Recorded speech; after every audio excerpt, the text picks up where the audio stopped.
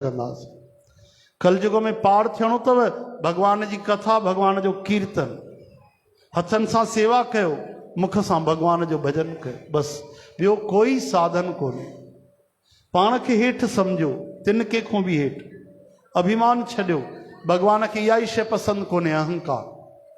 धरतीअ जो सभिनि खां कोई ख़राबु माण्हू आहे त मां आहियां, निवेसो गौरा होए।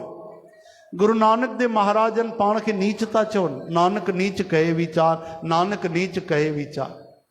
उन्हनि जहिड़ो कोई महात्मा खुदि भगवान जो रूप आहिनि।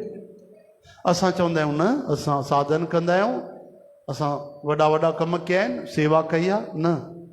चओ हरे राम, हरे राम। माण्हू मरण खां पोइ स्वर्ग वियो कि नरक वियो, कीअं पतो पवंदो आहे? पतो पवंदो आहे, पतो पवंदो अथव। कीअं पतो पवंदो आहे ख़बर अथव? चओ जय श्री कृष्ण। जय श्री माण्हू भक्ति करे, भजन करे, सेवा करे जेको वेंदो आहे न, उनजी जीते जी बि तारीफ़ थींदी आहे। शरीर छॾण खां पोइ बि माण्हू प्रशंसा कंदा आहिनि। पीठ पीछे जंहिंजी तारीफ़ थिए, जंहिंजा गुण ॻाइनि, सम्झो उनजी सदगति थी वई आहे।